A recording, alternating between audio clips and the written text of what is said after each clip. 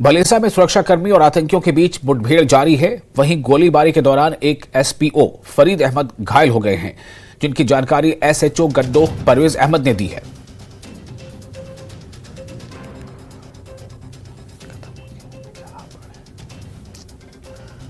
एक बार फिर आपको बता दें कि भलेसा में सुरक्षाकर्मी और आतंकियों के बीच मुठभेड़ जारी है। वहीं गोलीबारी के दौरान एक एसपीओ फरीद अहमद घायल हो गए हैं। इस बात की जानकारी एसएचओ गंडोह परवेज अहमद ने दी है। रोशनदीन गुंदो से एक पेशेंट था, उनको बुलेट इंजरी हुई थी और आधा घंटा पहले हमारे मेडिकल कॉलेज में पहुंचे। वो पेशेंट स्टेबल है। इनको एक चेस्ट में एक बुलेट इंजरी है और एक लेग में है। पेशेंट अभी ऑपरेशन थिएटर में है और स्टेबल है। कितनी बजे जैसे इनको यहाँ पे लाया गया? यहाँ पे इनको 11:30 बजे लाया। तो अभी अगर देखें तो किस तरीके की ट्रीटमेंट दी जा रही है, कितना क्या ब्लड लॉस ज़्यादा हुआ है इस दौरान? इनका हीमोग्लोबिन 9 है, ब्लड लॉस हुआ है। ए पॉजिटिव ब्लड ग्रुप है। ब्लड ट्रांसफ्यूजन के लिए हमारे पास यहाँ ब्लड अवेलेबल है।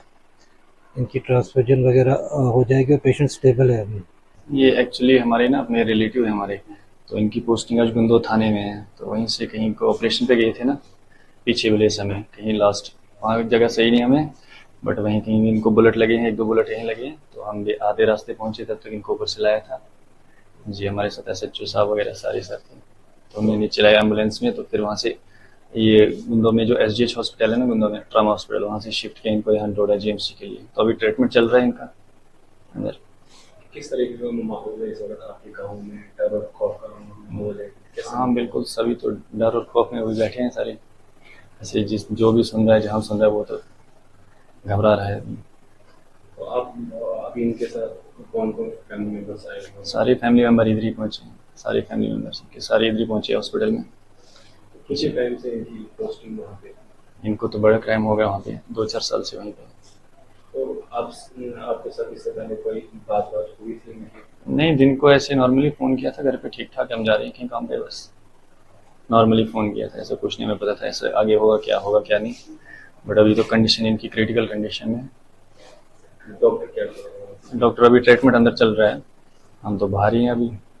इस वक्त हम सब डिस्ट्रिक्ट हॉस्पिटल गुंदो में मौजूद हैं। यहाँ इंजोर्ड एसओजी जवान जो है फरीद अहमद, उसको लाया गया है। उस वक्त अंदर इसका ट्रीटमेंट चल रहा है और बहुत जल्दी जो है इसको जीएमसी डोडा के लिए रेफर किया जा रहा है। हमारी अभी बीएमओ गुंदो से बात हुई, उनका कहना था कि इसको फर्स्ट एड दिया जा रहा है, बड़ा सोफिस्टिकेटेड फर्स्ट एड दिया जा रहा है। और उसके बाद जो है इसको क्योंकि बताया जाता है, और हमने भी जो देखा कि इसको 3 बुलेट इंजरीज लगी हुई है, एक चेस्ट पे है, एक लेफ्ट आर्म पे है और एक लेग पे लगी हुई है। तो डॉक्टर्स का कहना है ये आउट ऑफ डेंजर हैं, लेकिन ब्लीडिंग बहुत ज्यादा हुई है। इसको देखते हुए, इसको मद्देनजर रखते हुए जो इसको अभी एसओजी जवान को जो है डोडा रेफर किया जा रहा है। आप हमारे पीछे देख रहे हैं, ये वो हॉस्टल है जहां इस वक्त एसओजी जवान की जो है वो जो ट्रीटमेंट हो रहा है। तो मैं आपको बताऊं कि ये इनकाउंटर जो है आज 7:30 बजे के करीब जो है, शाम के 7:30 बजे के करीब जो है कोटा टॉप के मकाम पे हुआ, जिसमें हमारा एक एसओजी जवान फरीद अहमद जो जख्मी हुआ है।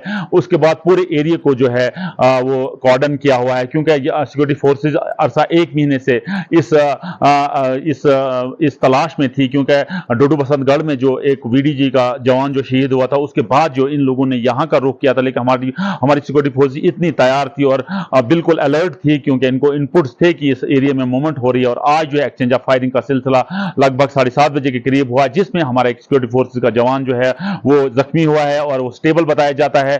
तो अब जो है उस एरिया को जो कॉर्डन ऑफ किया हुआ है, पूरे विलेज को, पूरे गांव को कॉर्डन ऑफ किया और उन टेररिस्ट को न्यूट्रलाइज करने की कोशिश की जा रही है। और पूरा उसमें हम बताया जाता है कि जम्मू कश्मीर पुलिस, एसएसबी के जवान और इंडियन आर्मी 4RR के जवान जो ऑपरेशन पे है, ऑपरेशन अंडरवे है। जो भी अपडेट्स आएंगे हम न्यूज 18 पे आपको शेयर जरूर करेंगे। Firdaus Khande, news 18 network, sub division Gundo, SDH Bhalessa. और जम्मू कश्मीर पुलिस डोडा जिले ने 4 दहशतगर्दों के स्केच जारी किए हैं। ये चारों दहशतगर्द भदरवा, ठाठरी और गंडोह की बालाई इलाकों में घूम रहे हैं। ये दहशतगर्द सरगर्मियों में मुलविस हैं। पुलिस ने दहशतगर्दों की इत्तला देने पर इनाम का ऐलान किया है। हर दहशतगर्द के मुतालिक इत्तला देने पर 5-5 लाख रुपए के इनाम का ऐलान पुलिस ने किया है। और इस खबर पर और ज्यादा जानकारी के साथ मौजूद है हमारे रिपोर्टर फिरदौस भलेसा से। फिरदौस, हमें ये बताएं कि अब तक क्या अपडेट है इस मामले में, और जो दहशतगर्द हैं, जो मुश्तबा अफराद हैं, उनकी पकड़ धकड़ के लिए क्या क्या जो है वो कोशिशें की जा रही हैं? जी विशाल, देखिए कल साढ़े सात बजे के करीब जो है ये इनकाउंटर शुरू हुआ था, क्योंकि सिक्योरिटी फोर्सेज जो अरसा 3 दिन से इस एरिया में सर्च ऑपरेशन उन्होंने चलाया हुआ था। और रात को जब ये 7:30 बजे के करीब इनकाउंटर शुरू हुआ, तो मैं आपको थोड़ा विजुअल से वो बताऊंगा। ये वो कोटा टॉप का एरिया है, इस पहाड़ी के उस साइड जो है रात को ये इनकाउंटर शुरू हुआ था। और ये एरिया जो बड़ा डेंसी पॉपुलेटेड फॉरेस्ट है, जिससे सिक्योरिटी फोर्स को लगभग को एक्सचेंज ऑफ फायरिंग का सिलसिला लगभग कोई 1.5 घंटे चलता रहा। लेकिन उसके बाद जो है एरिया जो था उसमें ज्यादा जो है वो फॉरेस्ट वाला एरिया है, उसमें मिलिटेंट 4 बताए जाते हैं, 4 के करीब जो है मिलिटेंट्स वहां छुपे हुए हैं। और सिक्योरिटी फोर्स ने रात को रिज्यूम ऑपरेशन किया था, इस वक्त फिर रिज्यूम किया हुआ है। और बताया जाता है कि इस वक्त फिर से जो है सर्च एंड कॉर्डन ऑपरेशन कैसे शुरू किया है, और जगह जगह पे सिक्योरिटी फोर्सेज जो है तलाशी का कार्रवाई जो शुरू किया हुआ है। और ये भी बताया जाता है कि पूरे उस गांव को जो है सिक्योरिटी फोर्स ने चारों तरह से घेरा हुआ है, और मिलिटेंट्स को निकलने की कोई भी गुंजाइश नहीं है। इस वक्त हमारी बात जो है फिर ऑफिशियल जराये से हुई, उनका कहना था कि हमारा ऑपरेशन जो इस वक्त फिर शुरू हुआ है, और किसी को वहां से फड़कने नहीं दिया जा रहा है, क्योंकि ये तलाशी कार्रवाई जो है 3 दिन से चलाई जा रही थी। क्योंकि सिक्योरिटी फोर्स को पहले इस एरिया के इस वाले एरिया के इनपुट्स थे कि यहां जो है कुछ मोमेंट सस्पिशियस मोमेंट हो रही है, क्योंकि बहुत सारे लोकल से क्वेश्चनिंग के लिए बहुत सारे लोकल्स को भी उठाया गया था। उसमें 3-4 दिन से सिक्योरिटी फोर्सेज, चाहे उसमें जम्मू कश्मीर पुलिस हो, इंडियन आर्मी 4 RR हो या एसएसबी के जवान हो, वो इस एरिया को जो है बड़ी माइन्यूटली जो है मॉनिटरिंग कर रहे थे। और कल जब एक्सचेंज ऑफ फायरिंग का सिलसिला शुरू हुआ, तो और इनिशियल स्टेज में हमारा एक जवान जो है जिसका नाम फरीद अहमद कांस्टेबल जो सिलेक्शन ग्रेड था, उसको इनिशियल स्टेज में जो है उनको 3 बुलेट लगे हुए हैं, लेकिन आउट ऑफ डेंजर बताया, ब्लीडिंग ज्यादा हुई है, लेकिन वो इस वक्त खतरे से बाहर हैं और उसका बड़ा अच्छा ट्रीटमेंट जीएमसी डोडा में चलाया जा रहा है। लेकिन इस वक्त मैं आपको ताजा तरीन इतलात ये दूं कि इस वक्त फिर जो है सिक्योरिटी फोर्स ने उस एरिया को जो है तलाशी कार्रवाई शुरू की है, और जगह जगह पे जो है फोर्स बैठी हुई है, कहीं से निकलने की कोई भी गुंजाइश नहीं है। अभी रात को जब डीएसपी ऑपरेशन यहाँ आए थे, खुद उस ऑपरेशन को लीड कर रहे हैं, उनका कहना था कि अब हम इन मिलिटेंट्स को निकलने की कोई यहाँ गुंजाइश नहीं है, और इनको हम बहुत जल्दी न्यूट्रलाइज करेंगे। जी साहब। जी, तो ये जो खबरें हैं स्केच जारी किए जाने के बारे में, ये जो तरीका है इससे किस हद तक फायदा माजी में मिलता रहा है, और क्या उम्मीद की जाए कि अब जबकि स्केच जारी किया जा चुका है और इस बारे में जानकारी देने वालों को इनाम का ऐलान किया जा चुका है, तो क्या ये माना जाए कि इन्हें अब बहुत जल्द कॉर्नर कर लिया जाएगा? बाकी जो इकदाम वो भी तो किए ही जा रहे होंगे। जी विशाल, देखिए यहाँ हुआ था जिसमें 2 या 3 मिलिटेंट्स के जी जिला डोडा को, बल्कि मैं आपको बताऊंगा जिला डोडा या उसमें भद्रवा हो या गुंदो हो, तो उसमें सारा एरिया जो है वो मिलिटेंसी डिक्लेयर फ्री किया था सिक्योरिटी फोर्सेज ने, एजेंसीज ने। लेकिन उसके बाद जी काउंटर होना ये बड़ा अजूब है और बड़ा स्ट्रेंज सबके लिए। और यहाँ मैं आपको बताऊं कि लोकल सिटी में अगर बात बताऊं कि यहाँ कोई नहीं चाहता है अब कि यहाँ मिलिटेंसी फिर आयो हो, और लोकल्स ने भी बहुत सारा कोऑपरेट सिक्योरिटी फोर्सेज के साथ की वादा किया है। कल जब हमने हॉस्टल में हमारी लोकल से बात हुई, तो सब लोकल्स का कहना यह है कि हम अब इस बीमारी को यहाँ कतई बर्दाश्त नहीं करेंगे, क्योंकि जो सितम जो जुल्म हमने 1990 के बाद और 2005 तक देखा है, उसको अब हम नहीं देखना चाहते हैं। और जो टिकट जो मिलिटेंट्स के जारी किए हुए हैं वो यकीनी तौर पे, और उसमें जो कुछ रिवॉर्ड रखे गए हैं, इनामात रखे गए हैं, और यकीनी तौर पे वो जरूर सिक्योरिटी फोर्सेज को उसमें फायदा होगा। और आने वाले वक्त में, क्योंकि आज दिन में बड़ा इंपॉर्टेंट दिन है सिक्योरिटी फोर्सेज के लिए, और ये ऐसा लग रहा है कि इसमें कार्रवाई जरूर होगी। जी साहब, बहुत शुक्रिया आपका फिरदौस तमाम जानकारी के लिए। तो उम्मीद की जानी चाहिए कि इन्हें जल्द कॉर्नर किया जा सकेगा। आगे बढ़ेंगे, एक और अहम खबर। कठुआ के हीरानगर में 2 दहशतगर्दों को हलाक कर दिया गया है। इस एनकाउंटर में सीआरपीएफ का एक जवान कबीर दास शहीद हो गया, एक आम शहरी भी जख्मी हुआ है। सिक्योरिटी फोर्सेज ने इलाके को घेरे में ले रखा है और सर्च ऑपरेशन लगातार जारी है। हलाक किए गए दोनों दहशतगर्दों के पाकिस्तानी होने का शुबा है। इनके कब्जे से भारी मिकदार में हथियार और गोला बारूद और दीगर मवाद बरामद किए गए हैं। एसएसपी कठुआ इनायत चौधरी के साथ साथ डीआईजी जम्मू कठुआ रेंज सुनील गुप्ता की गाड़ी पर भी हमला किया गया था। और एडीजीपी आनंद जैन ने कहा है कि हीरानगर में 2 दहशतगर्दों को हलाक किया गया है। उन्होंने कहा कि दहशतगर्दों के कब्जे से दीगर असलहे के साथ एक पुराना आईईडी भी बरामद किया गया है। उन्होंने कहा कि इलाके में कुछ और दहशतगर्द छिपे हो सकते हैं, लिहाजा इलाके में तलाशी मुहिम जारी रहेगी।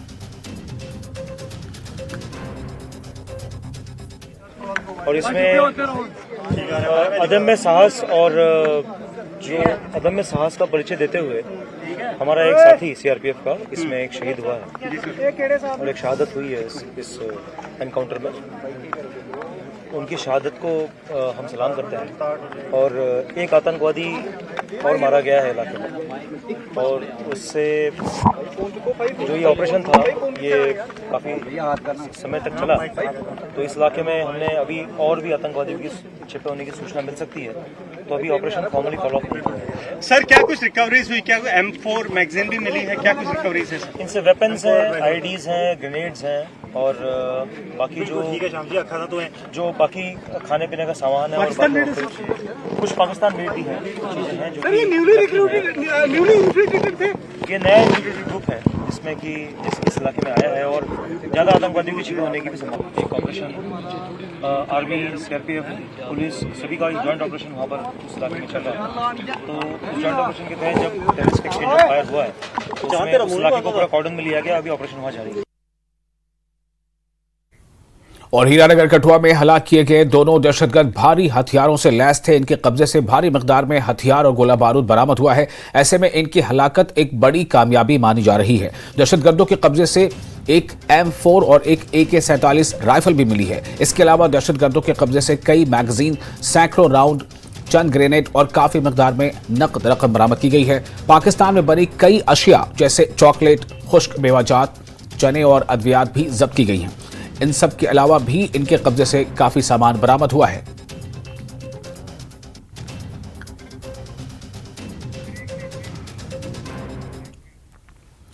और फिलहाल एक छोटा सा ब्रेक लेते हैं। ब्रेक के बाद खबरों का सिलसिला जारी रहेगा।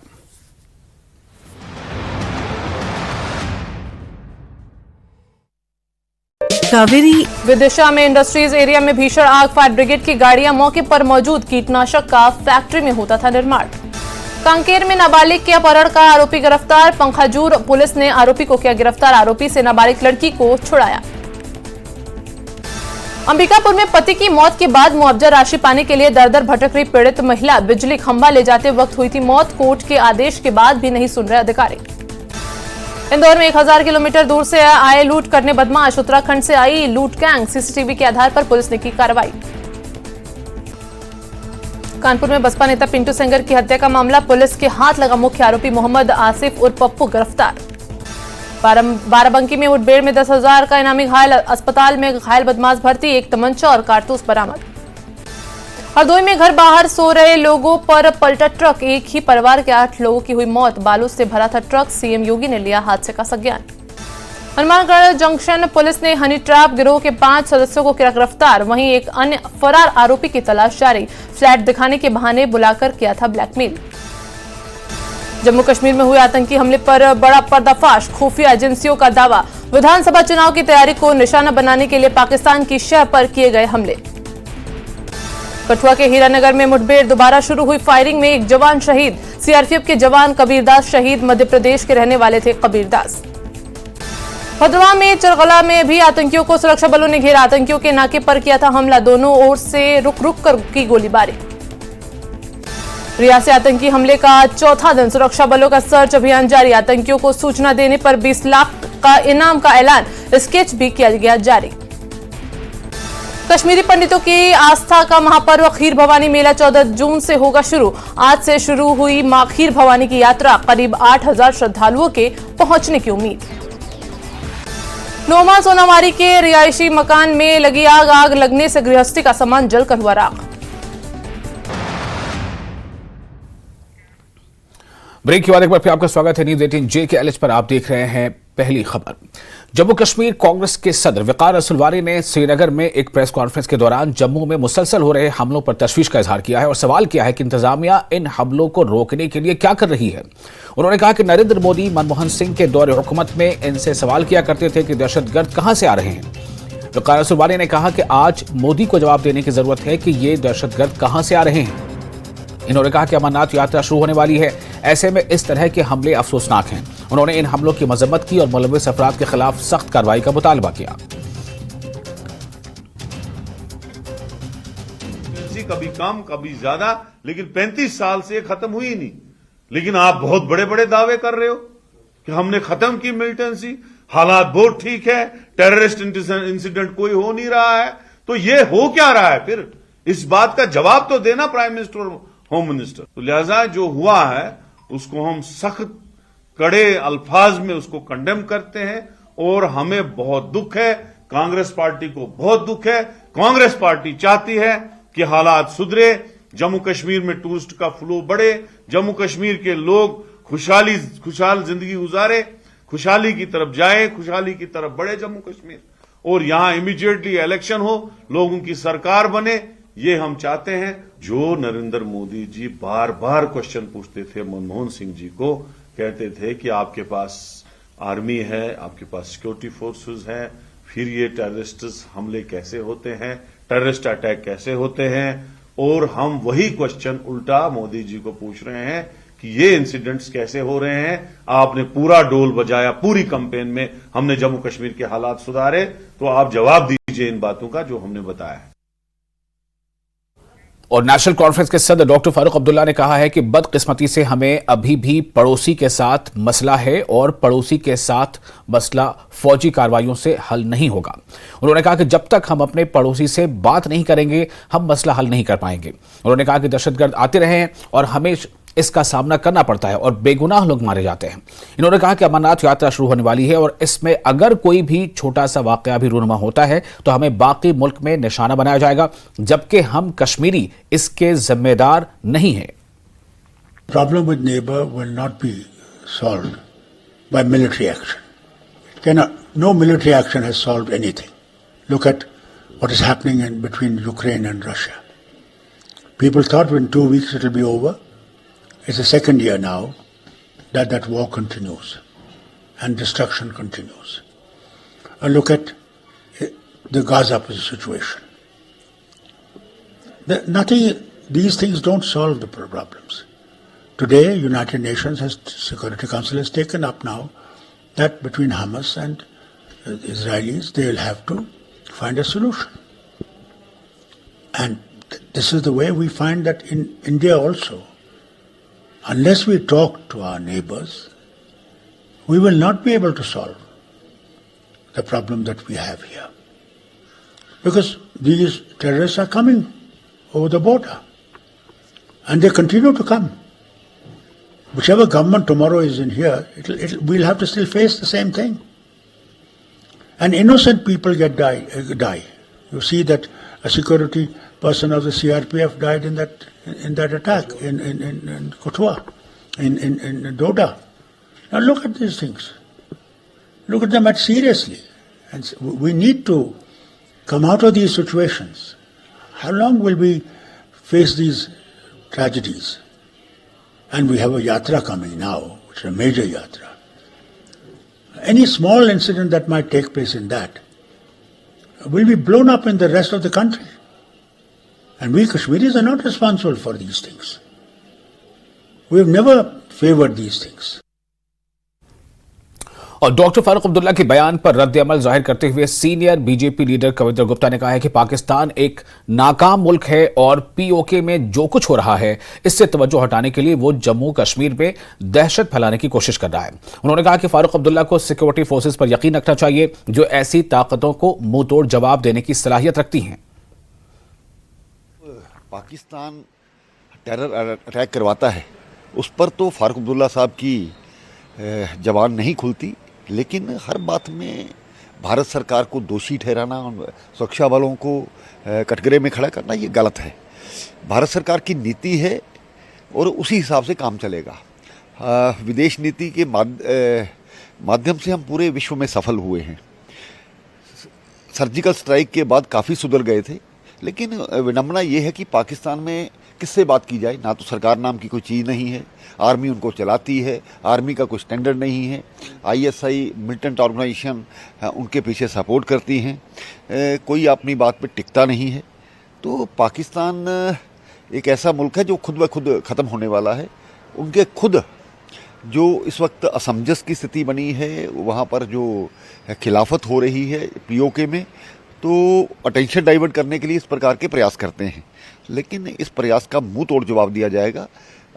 सुरक्षा बल जिनको जीरो टॉलरेंस की नीति पे हम काम कर रहे हैं, सुरक्षा बलों को फुल सपोर्ट है, अपना बलिदान देके विपरीत परिस्थितियों में काम करते हैं। क्या फारूक अब्दुल्ला साहब से मैं केवल ये कहना चाहता हूँ, सच्चे मन से बताइए कि क्या पत्थरबाजी खत्म हुई या नहीं हुई। आज वहाँ पर कैलेंडर जारी नहीं होता। आज हुर्रियत और जमात जैसे संगठन जो मनी लॉन्ड्रिंग या पैसा हवाला का पैसा लेकर के काम करते थे, वो रुके या नहीं रुके। आज वहाँ पर टूरिज्म है।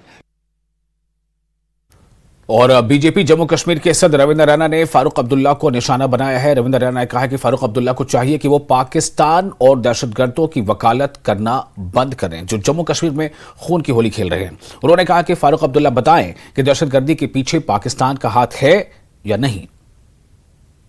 फारूक अब्दुल्ला साहब को पाकिस्तान की पैरवी करना बंद करना चाहिए।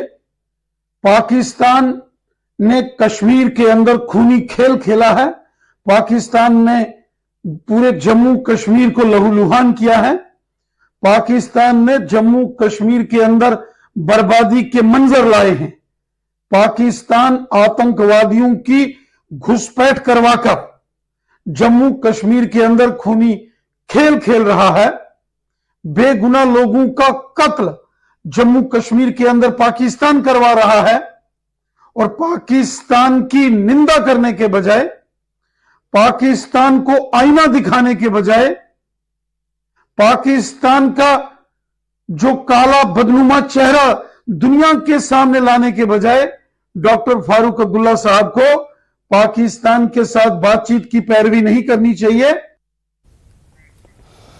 और आपको ये बताया कि नेशनल कॉन्फ्रेंस के सीनियर लीडर मोहम्मद सईद अखुन ने जम्मू दहशतगर्दाना हमलों की मजम्मत की है। अखुन ने कहा है कि दहशतगर्दों का कोई मजहब नहीं होता। उन्होंने कहा कि इस तरह की बुज़दिलाना कार्रवाइयों से कौम को अच्छा मैसेज नहीं जाएगा। उन्होंने कहा कि कुछ लोग यात्रा पर थे जिनको निशाना बनाया गया। उन्होंने कहा कि इस्लाम इस तरह की हरकत की इजाजत नहीं देता है। इस चीज को मजम्मत करते हैं। ये जो पाकिस्तान ने फिर यहाँ दहशतगर्दी शुरू की, उनको अच्छा नहीं लगता है। शायद कश्मीर के लोग तरक्की की तरफ जा रहे हैं, टूरिस्ट आ रहे हैं, करोड़ों की, लाखों में नहीं करोड़ों की तादाद में। मेरे ख्याल कश्मीर भरा हुआ है टूरिस्टों से। अगर ऐसे ही हालात पैदा रहेंगे तो नामुमकिन है फिर टूरिस्ट को यहाँ आएगा।